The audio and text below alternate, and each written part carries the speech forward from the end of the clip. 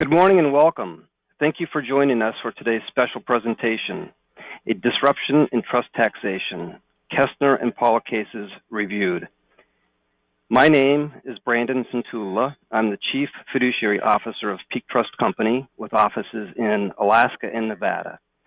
As many of you know, Peak is a full-service trust company that provides customized and sophisticated solutions, and we welcome the opportunity to partner with you and your clients to help them achieve their estate planning goals.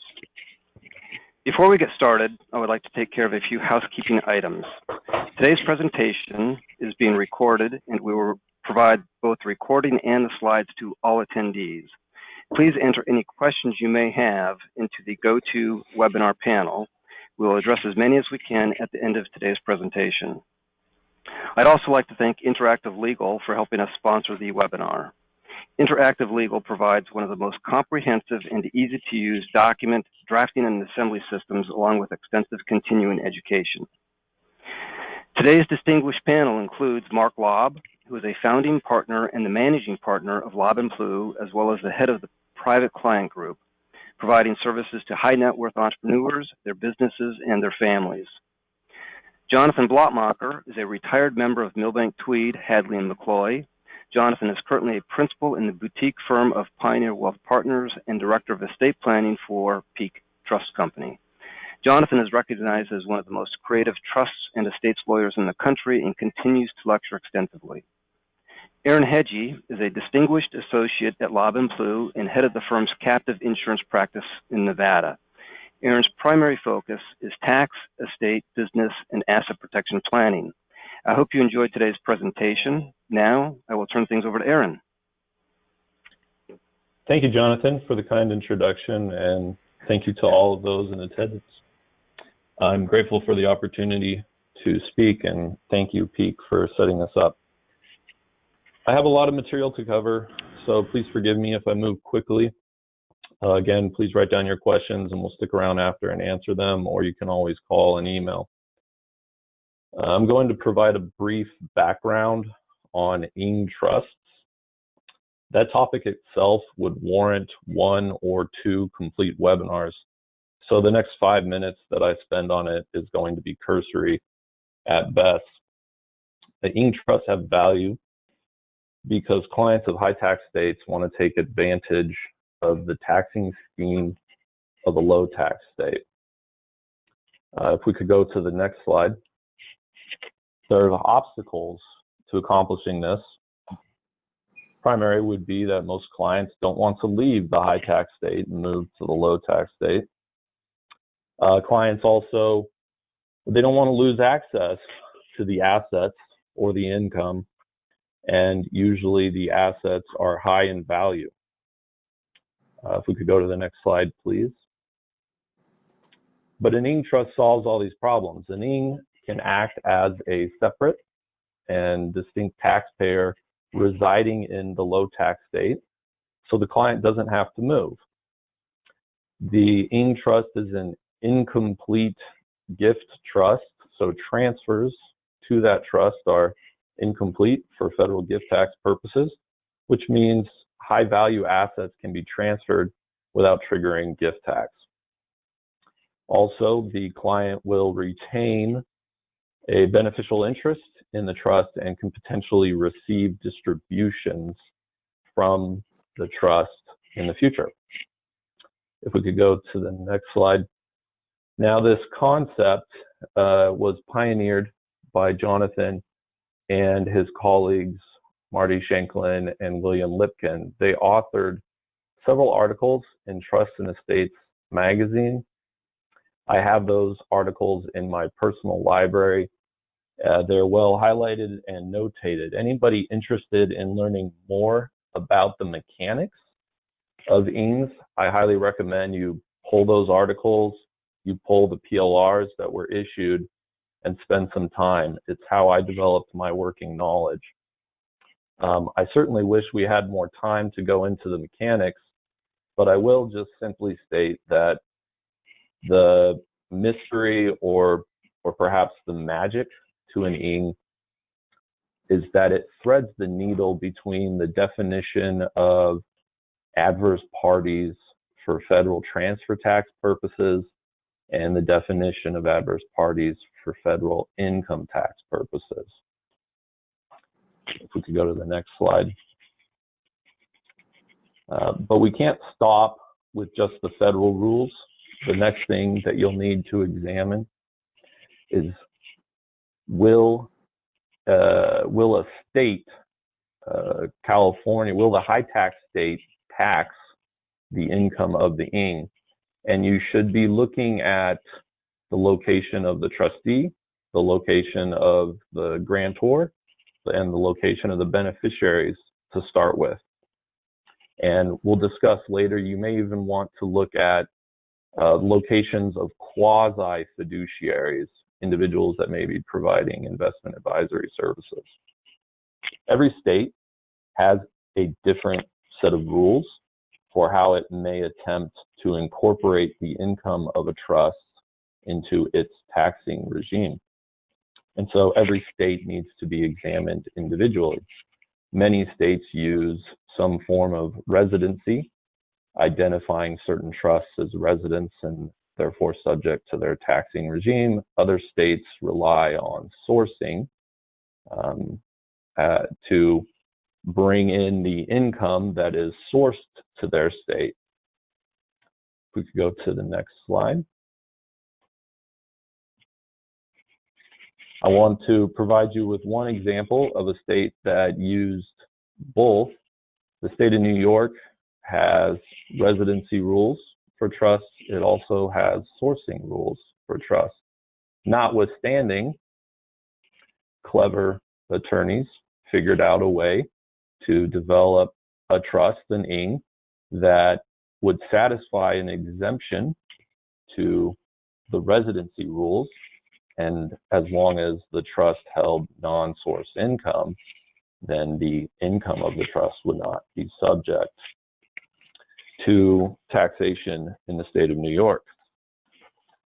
Now, I bring it up because I want to illustrate that the two common methods of taxing a trust, sourcing as well as residency rules, were used by New York, and they struggled incorporating the tax of an ING, and so they developed a third. They decoupled the grantor trust rules on the federal side from that of the state side. If we could go to the next slide, please. Before we move on to the cases, I have just one final recommendation. I would recommend that if you have a client looking at an ING, considering an ING, that you at least suggest to the client that they consider getting a PLR, but don't be surprised if they don't want to pay for it, and don't be surprised if time is a limiting factor. That's about as quick as I could give it to you. Again, as I said, it'd be rather cursory, and I apologize for that. We want to have more time to discuss the cases. I'm going to turn things over now to Jonathan, who's going to start by discussing Kaestner. Well, thank you very much, Aaron. Let me begin by saying that New York now has a rule, because ING Trust did work in New York, that they will treat any trust where the transfer to the trust is not a completed gift, as Aaron was talking about. That's usually one of the things desired for an ING trust, and it is not a grantor trust. So if you create a traditional ING, and there are now over 50 private letter rulings that the IRS has issued favorably that this trust is not a grantor trust, and yet the transfers to the trust are not completed gifts. So if you locate it in a state that doesn't have an income tax, or you fall under an exemption there, your client won't have to pay income tax on the undistributed income that's held in the trust. Except New York has now said, if you make a transfer to a trust that is not a completed gift, and the trust is not a grantor trust, we will treat it as a grantor trust for New York income tax purposes, and therefore the grantor will have to pick up and report and pay tax on the income, even though it's not a grantor trust for federal purposes. The New York can probably make any tax rule it wants, so it's not impossible for New York to say we're going to have different grantor trust rules than the federal government will.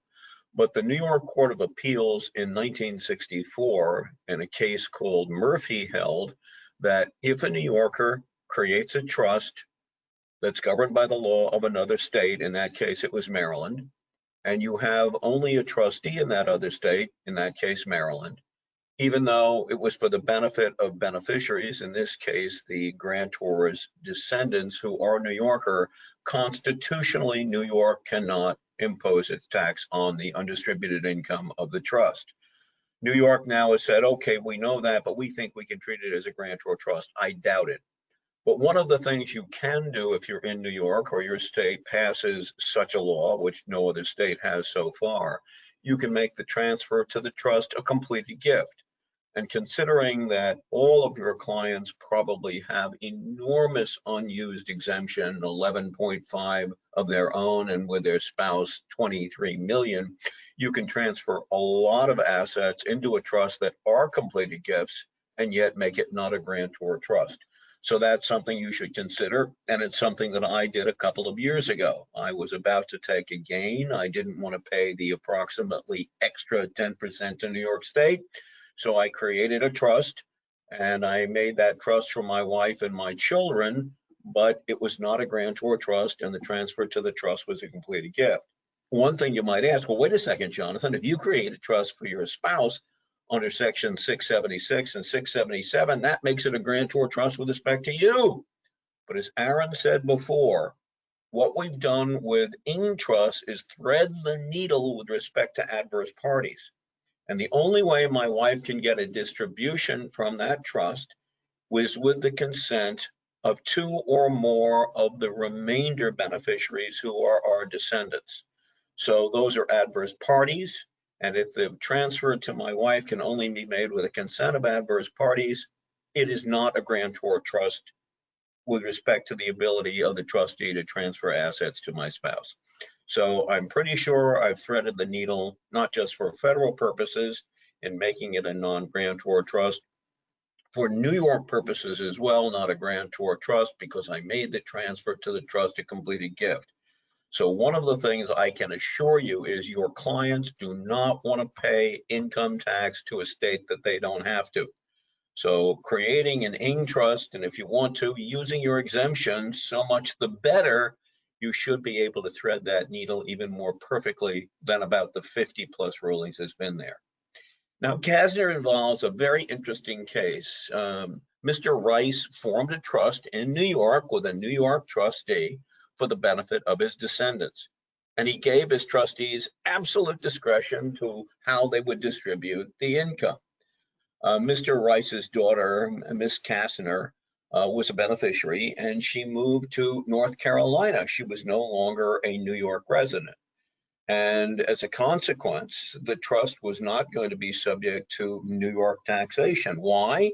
Well, they had a New York trustee, but they changed that. Under New York law, if you have no New York trustee, you have no New York situs assets such as real estate in New York, and you have no New York source income, such as the operation of a partnership in New York, then New York provides an exception to its taxation. So they were able to avoid that. Now, eventually they divided that into 3 trusts, including one for his daughter, Kimberly. Now, the trust was supposed to terminate when she was 40, and this is a key important thing. Before Kimberly turned 40, the trustees decanted the trust under New York law.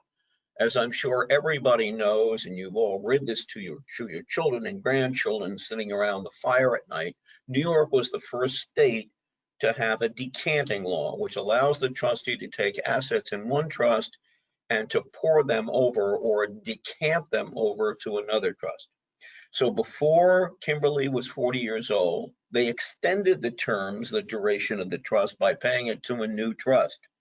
Now, one of the key things about this is that the IRS used to issue rulings on decanting. What the effect was, in 2011, it said, we can't figure this out. Please give us comments. And a lot of us gave comments, including the American College of Trust and Estates Council, but they've decided they're not going to rule anymore. But it appears that both North Carolina, remember this was a New York trust, where the state of North Carolina said we can tax this. So the North Carolina Supreme Court and the Supreme Court of the United States has basically said we will respect a decanting for tax purposes.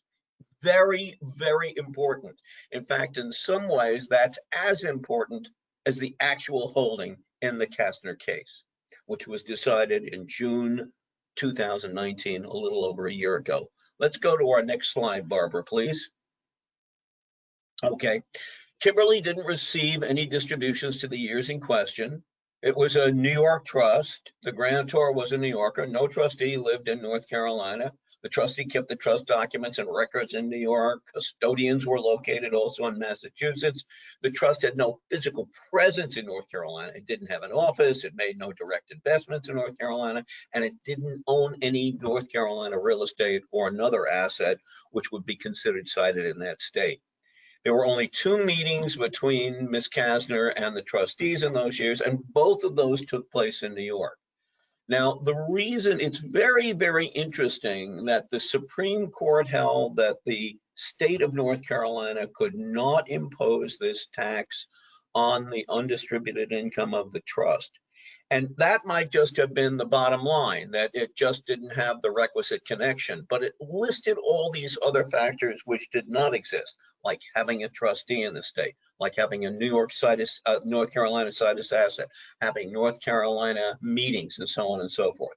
We don't know how many of those things that the Supreme Court said were not present, which would allow North Carolina to impose its tax if they were present.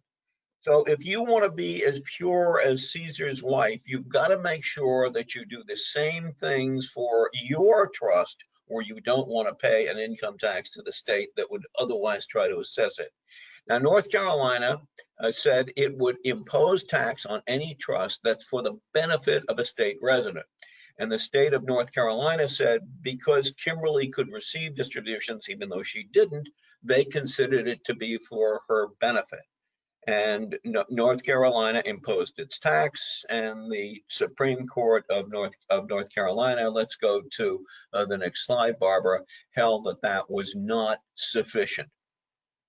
So the Supreme Court of the United States held that by reason of the due process clause of the 14th Amendment, and why they're looking to the 14th Amendment, you may say, well, what does that have to do with taxation?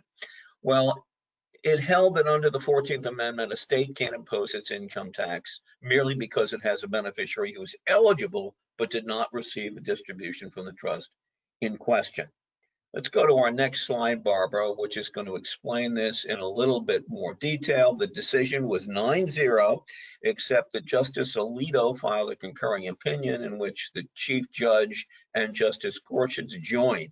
He just wanted to make it clear that they weren't saying anything different than they had said in prior decisions. So again, you may find that some of the statements in the concurring opinion may temper certain statements made in the court's majority opinion. And that's why I say, if you want to be as pure as Caesar's wife, do everything you can to fall directly under the provisions of under Kaestner. Let's go to our next slide, Barbara, if we could. How does the 14th Amendment come in here? Well, the 14th Amendment said no state shall make or enforce a law which shall abridge the privileges and immunities of the citizens of the United States or deprive any person of life, liberty, or property without due process of law, nor deny any person within its jurisdiction equal protection under the law. That's usually 14th Amendment. Equal protection is probably the one that comes up most often. But it also, the due process clause of the United States, a different provision, it's not an amendment, it's right in the main first edition of the Constitution, limits states' ability to impose taxes, according to the Supreme Court, only to the extent that the taxes bear a fiscal and economic relationship to the protection, opportunities, and benefits of the state. And that comes out in a very old case, Wisconsin versus J.C. Penney. And as a consequence, later, the Supreme Court in the Quill case basically said it requires some definite link, a minimum contract between the state and the person, so that the state rationally can say that we're providing adequate protection for the income that we should be allowed to tax it. Let's go to our next slide, Barbara, if we could. So this is the minimum context, and it's a flexible thing, and it has changed from time to time.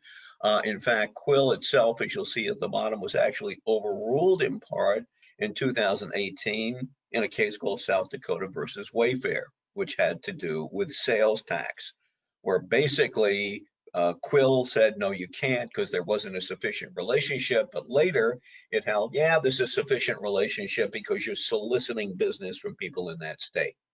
It goes to show that these rules do change over time, and it means that even though we have the Kaestner case right now, it's possible that at a later time the Supreme Court would change its mind and say, maybe on the basis of one or more of the factors that appeared in the Kaestner decision, like having meetings in the state. Would having meetings with the beneficiary in North Carolina have been sufficient? I certainly don't think so on what the court said. But again, it said there were no meetings. Why did it mention there were no meetings if having meetings in the state was unimportant? So we just don't know. And again, there were a lot of things in there. I mean, there was no, nothing in the state. Suppose they had, for example, a shotgun down in North Carolina. My uncles were duck hunting guides in North Carolina, and I used to leave a shotgun down there. And I left it there all the time. Would that be sufficient in order, if the trust owns the shotgun, or it has a beneficiary who owns a shotgun that's located in North Carolina, even though there's not another contact, would that be sufficient? We just don't know. That's why I say when you go through, read the decision and look at all the things that are mentioned, try to avoid as many of those as you can. Let's go to our next slide, Barbara, if we could. By the way, they didn't do it, was decided basically on due process. The 14th Amendment, but another attack that was made successfully in North Carolina was under the Commerce Clause.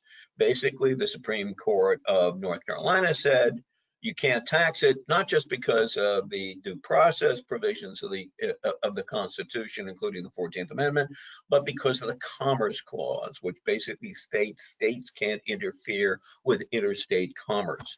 The Supreme Court didn't even go there. It said that the due process was sufficient.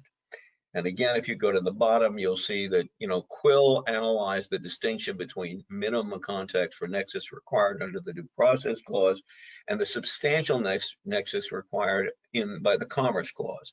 But again, Kaestner, this trust case, only dealt with minimum context required under the due process clause. Let's go to our next slide, if we could, Barbara. Now, the decision is limited to its facts, and I want to point out one other thing. North Carolina only imposed its tax if the trust had a North Carolina beneficiary. It didn't look at who was the trustee. It didn't look at to where assets were located. It didn't look at where the administration took place. And different states use those. For example, in Colorado, they imposed their tax on a trust that's administered in Colorado. Now, when you say a trust is administered in Colorado, I'm not even sure what that means. But some states impose the tax, as New York has tried to, if you had a New Yorker create the trust. North Carolina doesn't look at that factor. There are other states that look at other things. For example, believe it or not, in Louisiana, they impose their tax on any trust which is governed by Louisiana law.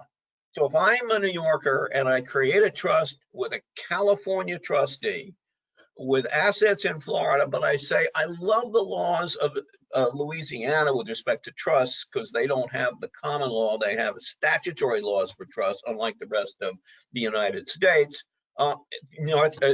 Louisiana says we can tax it. So again, you've got to look at two things. You've got to look at, number one, what is the basis for taxation by the state?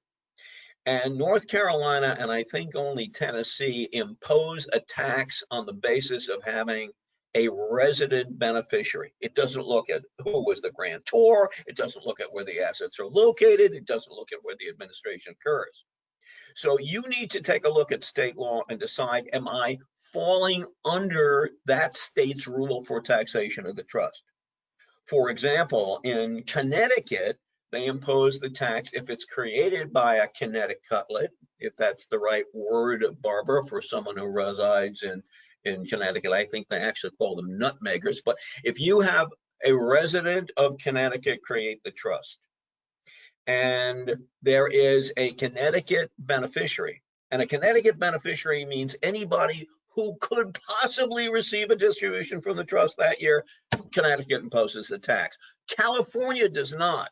California imposes its taxes either one, just like North Carolina, if you have a beneficiary who's a Californian.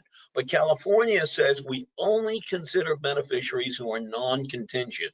And if you are only a discretionary beneficiary, yes, the trustee could give you money, but it hasn't, then you're not considered a California, having a California beneficiary. So you'd avoid tax on that basis. But California also imposes its tax if you have a California trustee. It's on a proportionate basis, and that will come up when the guys discuss the Paula case.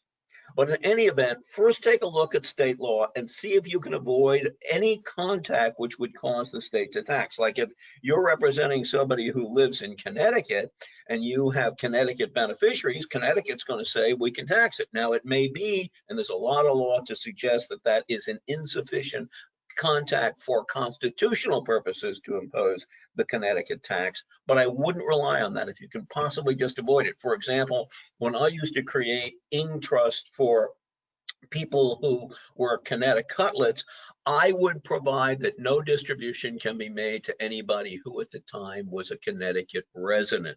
So we would have other people, including charities, who could get distributions. So Connecticut couldn't come in and say that year, well, you had somebody in Connecticut to whom distributions could be made. Nope, the trust says you can never make a distribution in a year with respect to that income for someone who is then a Connecticut tax resident. So you've got to do double duty. Look at the state law.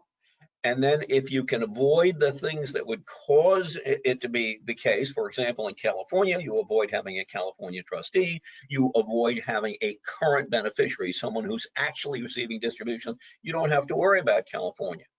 And then you can say, well, does Kaestner really come in here? The answer may be yes, because it's possible that if California said we're going to try to impose this tax, and you say, wait a minute, under your own statute, you can't do it. But maybe the courts would say, but constitutionally, they could have done it because they have adequate contacts, and we don't know what those are, because although the Supreme Court in Kaestner mentioned many, it didn't say what you would need so that you could constitutionally impose the tax. So, we'll see. By the way, New York has a rule that even if you have 1 penny of New York source income, we can tax all the undistributed income of the trust.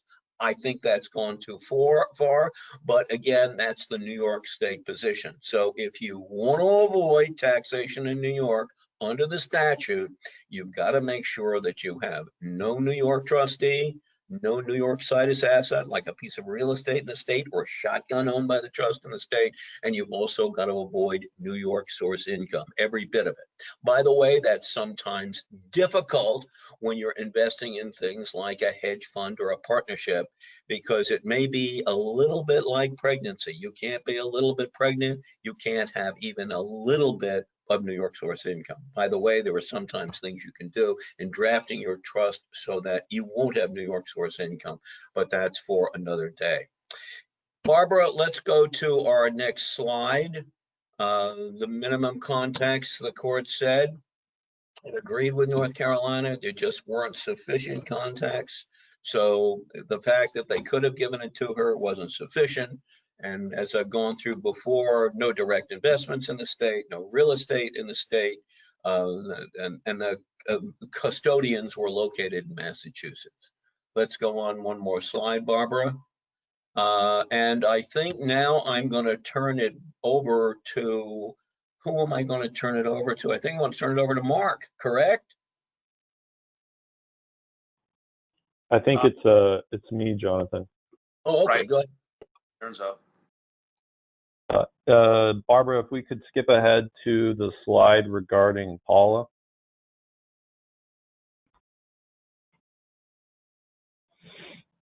There you go. Thank you. So we're going to talk about Paula now. Paula had a California settler establish a California trust. One trustee was a resident of California. One trustee was a resident of Maryland. The trust sold a limited partnership interest in a California limited partnership. It earned capital gains. It reported to California all the proceeds as taxable to California and paid tax. And then a number of years later, one of the advisors to the trust took a harder look at the statutes and said, I don't think that we have to pay tax on all of the income.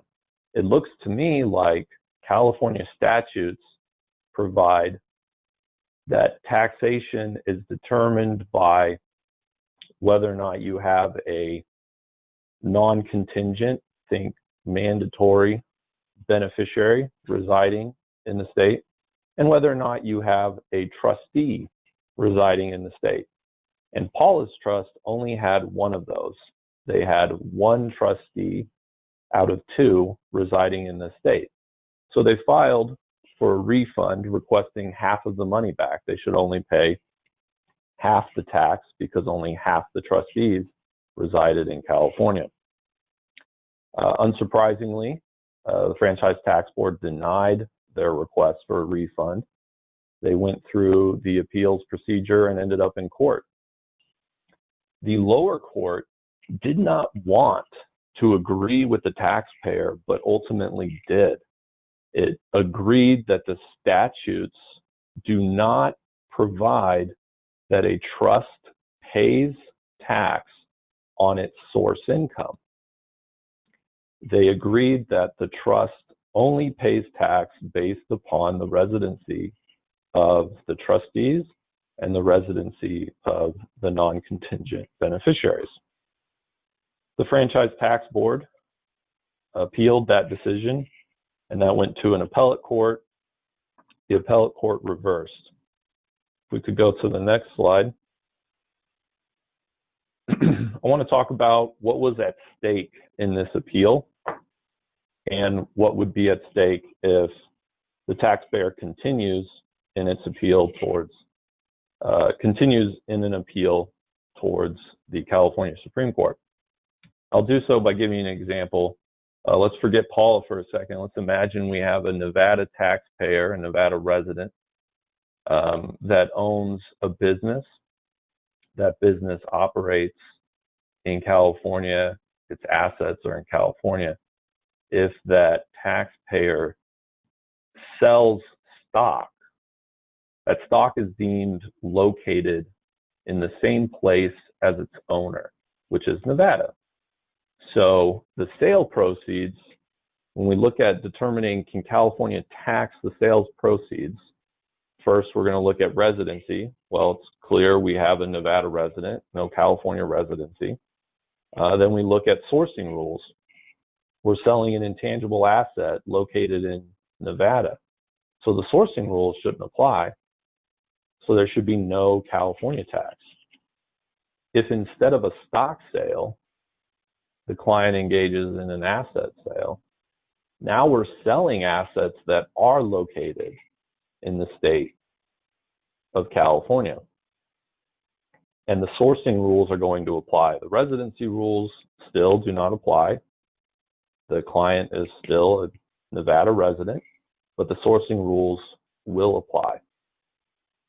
If it's an asset sale, but it's sold by a trust, and the sourcing rules do not apply to trusts, then we would just look at the residency rules.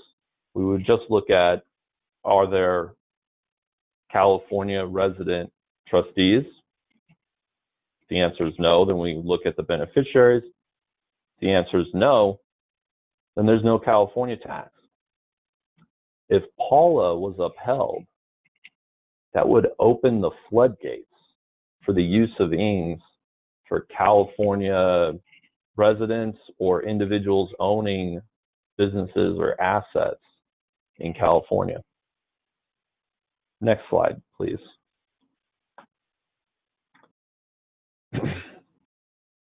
But that's not what happened. Paula lost. There were two issues appealed by the Franchise Tax Board. They appealed the interpretation of the statutes offered by Paula, specifically whether or not sourcing rules apply to trusts. Paula lost that issue. The Franchise Tax Board also appealed whether or not Paula was a contingent beneficiary. And the Franchise Tax Board lost that issue. The court did affirm that Paula was a contingent beneficiary. That is a victory. It's not the one we would have wanted, but a victory nonetheless. And then the case was sent back to trial.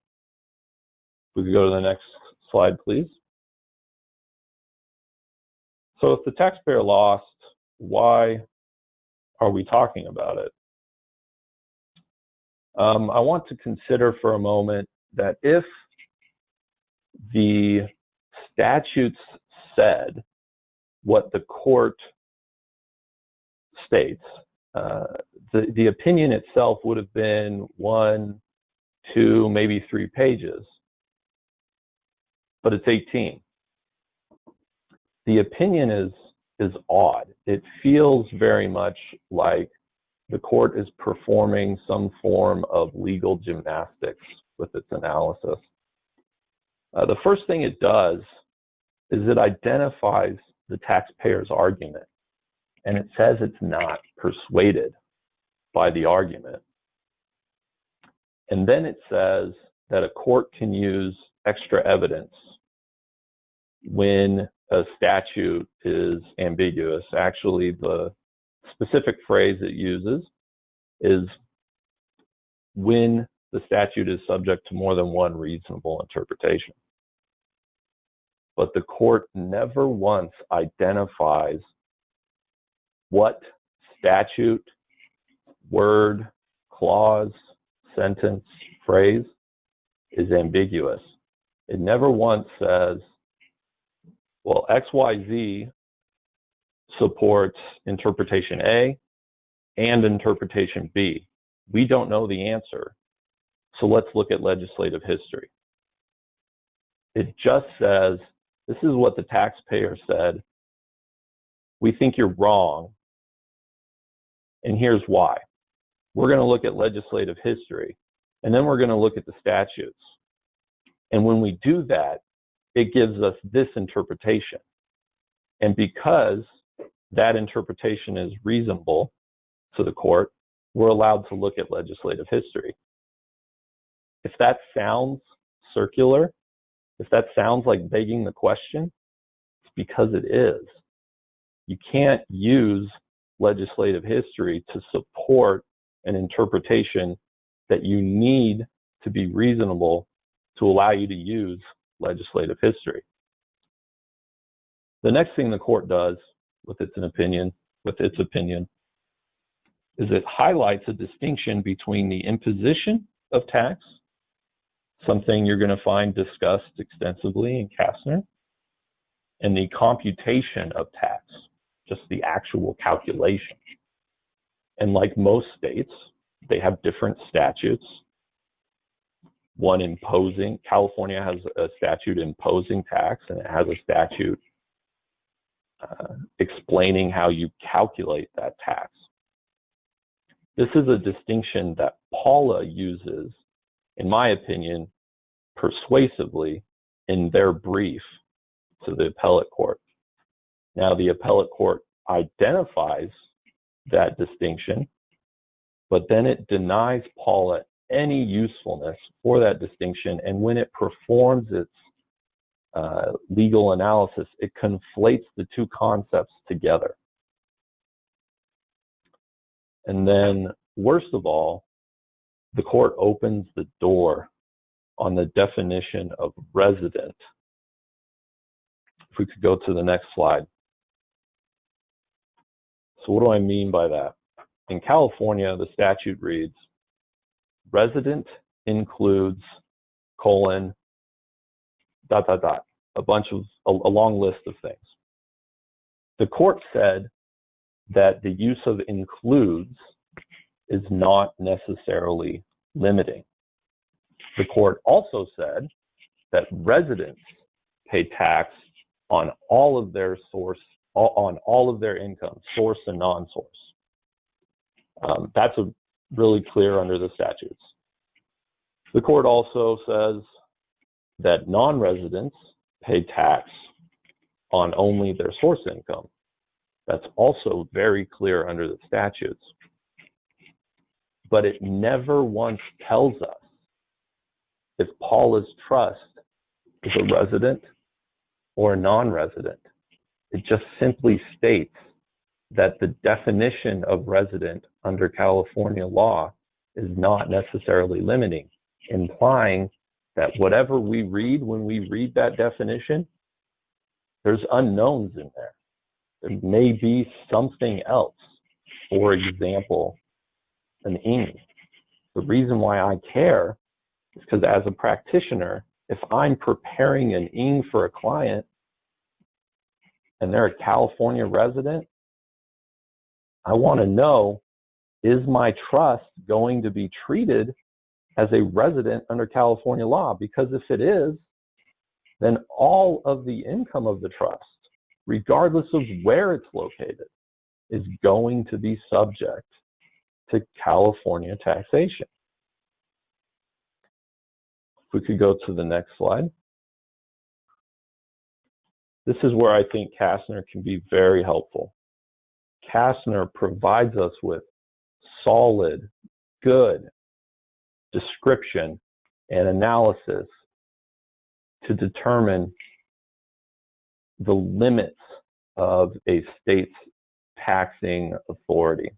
And I think when we apply a lot of the principles that Jonathan went over, we come up with the same conclusions that we used before the Paula appellate opinion. We're always going to use a trustee located outside of the high tax state. We're going to use trustees located in low tax states like Alaska and Nevada.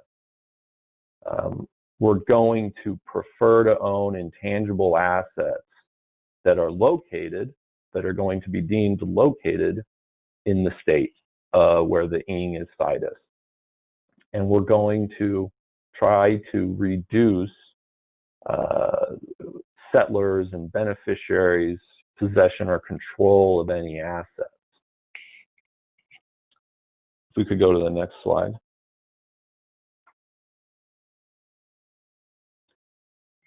In the interest of time, I'm only going to mention two parts of this slide.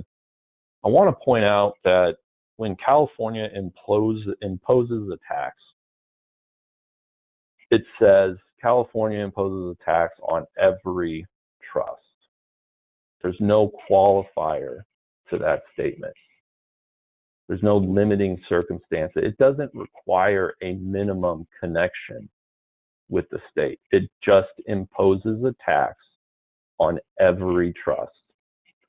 Now, that seems clearly problematic to me, and maybe it'll never actually become an issue because it'll always be moot. California won't actually attempt to collect a tax from somebody without some form of a minimum contact with the state. But the statute itself is overly broad. And then the other thing I want to mention is, as planners, I'm not looking to fight battles with the state. I'm looking to help my client today.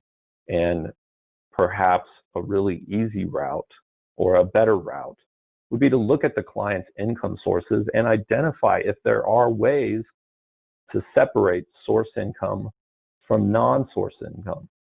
For example, maybe the business has valuable intellectual property, and that could be shifted to another state, a low-income state, and royalties be paid. It's just an idea, but that's where I would start my analysis when working with a client. And I do provide an example. I'm just not going to go through it. But on to the next slide. No, sorry, Barbara, if you could go back to that last one. Regarding Michigan, I want to bring this up because I want to show you that we can't stop our analysis at the statutes. Michigan law, their statutes attempt or incorporate the income of a trust using residency rules.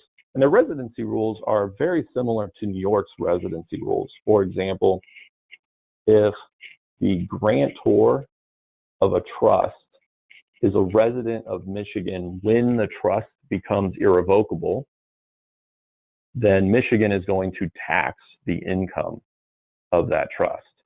Now, just about if I have a client that is a resident of Michigan and wants to do an ING, they're going to form an ING, which is an irrevocable trust.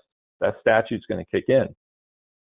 But under those very same facts, in 1990, the Michigan Appellate Court ruled that those statutes were unconstitutional as they applied to the taxpayer.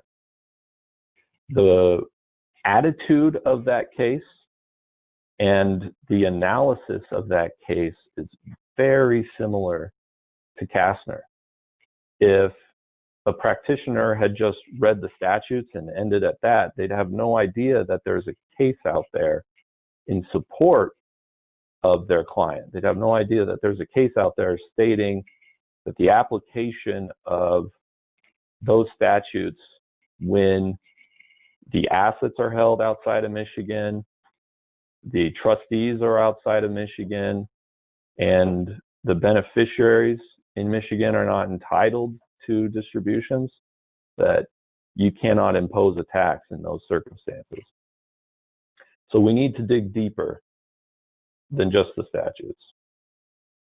Now, if we could go to the next slide.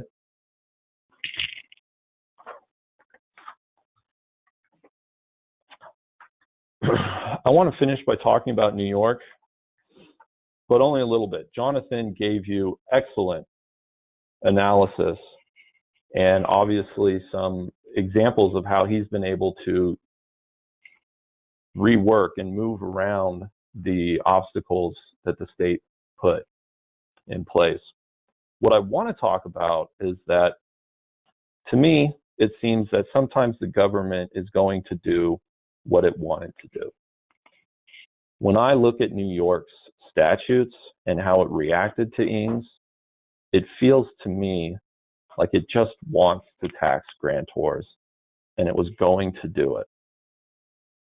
And similarly, when I read that Paula decision, it just feels like they were going to tax source income, that they always wanted to, even though the drafting of the statute doesn't allow it. Now, does Paula have broader implications beyond California residents or individuals owning assets in California or businesses in California? Well, first thing, Paula was strictly a dispute over California's statutes and the application of them. There was no federal argument made. But the way that the court reacts to it, as I said earlier, often it feels like the government's going to do what the government wants to do. So we need to be cognizant of that. But perhaps more importantly, Paula provides an example of where a court will read into a statute. I don't want to say something that isn't there because they didn't tell us what it was, but they just read into the statute that resident has more meaning than what is included. And if I was a practitioner in another state and my statutes had clear residency rules, I would have some concern that Paula would act as a persuasive authority to my state's courts that maybe residency is more expansive than what's written in the statute. But perhaps another element, another thing we can learn from Paula is that when we respond to audits or when we respond to an audit, perhaps we do raise a federal issue. Perhaps we make this more than just an issue located at the state, because we have Kaestner, we have that Michigan decision. There is ammo out there for taxpayers. I'm going to finish. We only have a few minutes. I'm going to turn some time over to Mark to provide us with concluding thoughts. And then after Mark, I believe we'll have some question and answer. So thank you, Aaron and Jonathan. Fantastic job. So in light of Kaestner and Paula, where do we go? What do we do by way of planning? Kaestner is one of those cases that I've saved on my computer, and I use it as a guide now and then, and considering the use of trusts in low or no tax states. But in light of these cases, I think it's clear that we continue planning on the use of irrevocable trusts in low or no tax states. That doesn't change, and there's no reason for it to change. As Aaron inferred, no one was shocked that California wants to tax sourced income. Kaestner, as noted in the concurring opinion by Justice Alito, sort of intimates that nothing new here. We're just reaffirming the due process clause as it concerns this trust. So do we consider using INGs? And I think the question is yes. You consider using INGs and non-grantor trusts. And in every meeting that I have with clients, and we sit and we discuss not only what are they doing today, but what does the future look like? And if there's the possibility, or if it exists in reality at the time, that there is going to be non-sourced income from California, which is a high tax state, then we don't want to bring that income necessarily back to the state of California if we can help it. If through the use of an ING or another non-grantor trust, we can prevent that from happening, then we'll want to have that income come into Nevada or Alaska or some other state. Legacy planning, when we sit down and we speak with the clients and we're talking about what the future looks like. Well, they don't necessarily know where their kids or their grandkids are going to end up. But as Jonathan pointed out, you don't really want to create a scenario where there are more and more connections between a trust and a high tax state. When you go through the list of things that Jonathan did on the facts and circumstances of Kaestner, the court noted distribution trustees, not a resident of North Carolina, contacts with the beneficiary were infrequent and not North Carolina. The trust records and custodian were not in California. They're stating all of these things for a purpose. And I think that there's no reason to subject a trust that's going to have assets in it for a long period of time to a high tax state. It's just another contact, and it'll build up contacts in that state over time.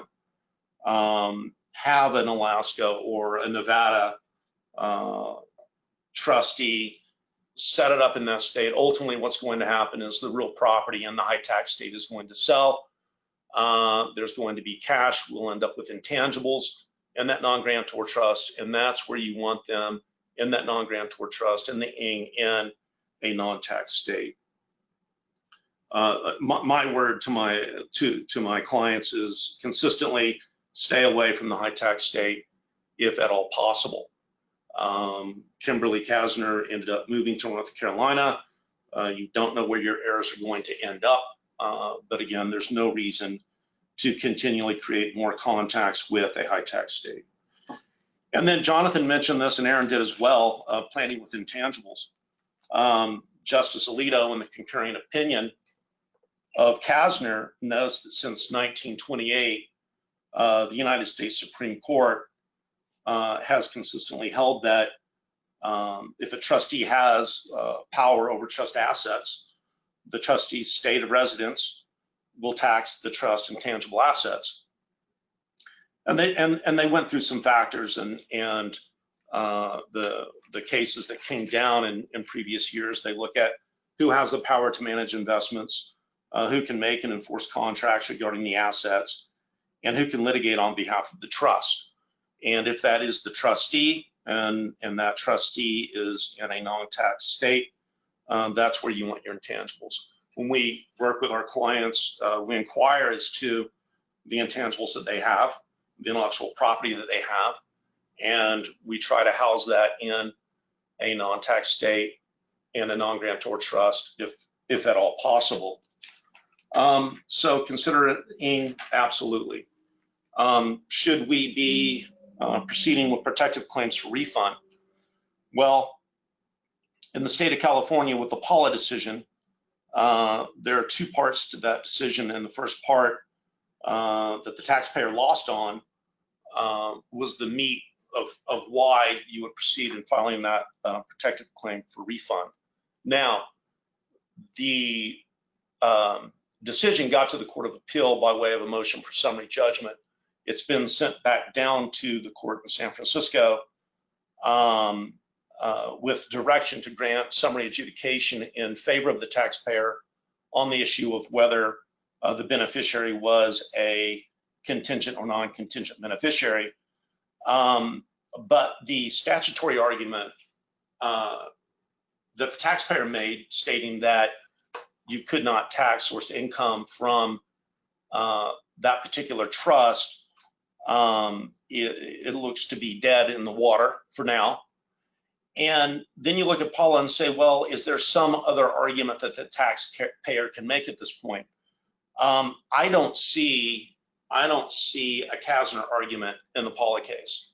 I don't see anything like that because the company was a California company, and the ties and the connections to the state of California are substantial. So you look at that and you say, well, where do we get with the protective claim?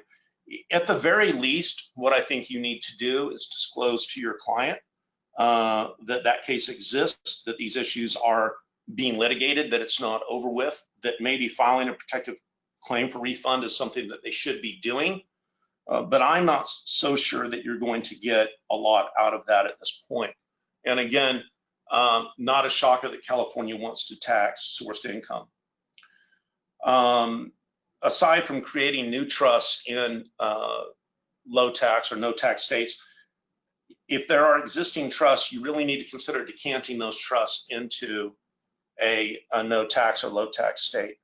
Our clients, many of our clients have irrevocable trusts of all sorts, and we always consider decanting those into, and we always look at Alaska and Nevada.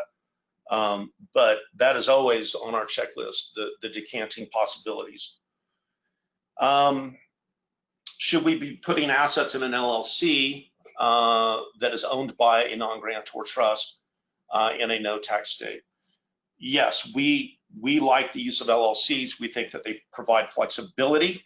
However, going back to the Kaestner case in the concurring opinion of Justice Alito and his references to prior case law, I think that you need to make sure that that operating agreement is drafted properly so that the high tax state cannot come back and argue that by having a grantor as a manager of that LLC, that you're basically eliminating the facts that allow those intangibles located in that LLC to be taxed in the no tax state as opposed to the high tax state. Again, in the case law, they talk about the trustee having sufficient power over trust assets. If you take that away by the use of an LLC, are you creating problems for yourself? And I think that you can avoid those problems if you draft that operating agreement properly. But I don't think it's a place to get sloppy. But we employ LLCs very frequently. Before we go to question and answer, I know we're running thin on time, if not out of time, but I want to let everyone know that Jonathan Blockmacher and Marty Scheckman and myself will be providing a webinar on July 31st titled "The Storm Estate Planners Will Soon Be Facing." And notice regarding that webinar will be going out shortly. So with that, Brandon, do you want to take over for the question and answer? Yes, thank you, Mark. And thank you to Aaron and Jonathan for today's insightful presentation. As a reminder to those in attendance, the presentation today has been recorded, and the recording as well as the slide deck will be sent to all of those in attendance. With that, we'll open up the forum to questions, if we have any. Brandon, there's a couple of them. So one person asked, which states are in the highly aggressive tier of tax collected states? New York is one of them. Can you give any other examples? Well, California is very aggressive. Connecticut is very aggressive. Washington, D.C. is very aggressive. And I mean, those are states where they're pretty aggressive in taxation. In fact, the worst two cases in modern time on the taxation of trust come from the Connecticut Supreme Court and out of Washington, D.C. So if you can avoid those places, it's best to. Although, again, I think if you properly structure it, you should be able to avoid taxes there. Although, again, you may have to go to court to win the day. There are a lot of states, including Illinois, Pennsylvania, and others, that their top courts have basically said that just because you have a grantor who was living at the state at the time the trust was created, that is insufficient ground to impose tax on the undistributed income of the trust. So that's one of the things to keep in mind. But again, try as hard as you can to avoid contacts with a state that would tax it. You've got to take a look at the statute, but then figure that the state may try to tax it, even if it doesn't exactly fit under only that ground, like in North Carolina. If North Carolina came back and said, we're going to impose tax on a trust that was created by a North Carolinian, because we think that that gives us a ground that wasn't involved in the Kaestner case. They might try that. Even though that's not a ground under current North Carolina law, the courts might say, even though the statute didn't say it, we think the state can impose its tax. At least some scholars seem to think that there's a chance that could happen. So to the extent you can, avoid that as well. Perfect. We have another question. This is a little bit longer, but do you think that that this can have international implications? Say there's a dual resident trust viewed as a resident of a contracting state by two countries. Could these nexus factors mentioned by the Supreme Court be relevant to help break the tie? Well, that is a super question, Barbara. A lot of states have treaties between themselves, like the United States and Canada, on taxation, and sometimes these provide which state can impose its income tax, but sometimes the rules under both countries or the location within the country will apply as well. I mean, you could have a situation, for example, where you have a trust created, let's say, in France, which doesn't normally recognize trusts, but it has the country of France or one of its provinces trying to tax. And in the U.S., you may not just be facing a tax by the federal government, but you may be facing a tax by the state. And there's nothing in the law that I'm aware of which says a state cannot impose its tax if the federal government wouldn't impose its tax, keeping in mind that except with US source income, the United States doesn't impose its tax on non-resident trusts. So, and that determines on who can control. But a state might say, even though you don't constitute a domestic US trust for federal tax purposes, we nonetheless think that there are sufficient connections that we could tax it here in the United States. For example, the state may have a definition of state source income that would not be United States source income, and therefore the state might say it's to be taxed. That's a great question. I'm sure someone will have that. But again, where to start is when you set things up, look at all the jurisdictions that might have a sufficient or claimed a connection or nexus to the state or political jurisdiction in order to impose its tax. Super question. Perfect. We are just going to have time for a couple more. One of them is, what about if the trust investment advisor is in the state trying to tax the trust? Well, we don't know. I mean, in Kaestner, the Supreme Court mentioned that none of the advisors was in North Carolina. Would having an advisor in that state be sufficient? I would like to think not. And it may be that you can avoid that. For example, let's say you want your trust to be exclusively in Alaska and you don't want any connection with another state, but you're using, let's say, Goldman Sachs as your investment advisor. And if Goldman Sachs has a branch in North Carolina, maybe you've got a problem, although I would make sure you're using, something. If Goldman Sachs has a branch or an affiliation in Alaska, I would use that. One of the things, and this is true for taxation as well as asset protection, try to get all the connection in the state you want to be treated as being in. If, for example, you're doing an asset protection trust and say you've got a New Yorker, which doesn't have domestic asset protection trust legislation, make sure you not only don't have any New York trustee, don't have any New York situs assets, don't have any New York source income, but also make sure that your trust protector is not in New York. Now, a trust protector under Alaska law is not a fiduciary, but some believe unless you provide otherwise, you do have a fiduciary duty. New York, by the way, has issued the equivalent of a private letter ruling, say that we will tax a trust as having a New York trustee, even if you call the trustee something else. In other words, a rose, by any other name smells as sweet. So, try to avoid that. Aaron and Mark, do you have anything more to add? I'll add that in California, their definition of a fiduciary is very loose.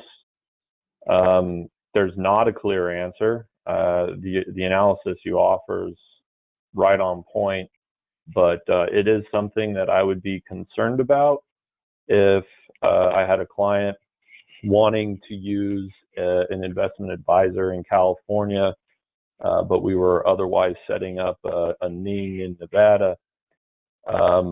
That said, I also agree with Jonathan that the roles and duties and liabilities of these individuals, unless you alter it some way under traditional trust law, they're very different. And I don't think it's fair to treat an advisor who's simply providing investment services as a trustee or similar to a fiduciary of a trust. Perfect. We're gonna have one last question. I think this is to do with your slide, Aaron, is there a merit to a California resident temporarily establishing residency outside of California and then transferring assets to a trust to avoid the logic that Michigan uses? Let me make sure I understood the question. Could you repeat it? Temporarily establishing personal residency outside of California, and then establishing the trust? Yes. Well, as it goes to California,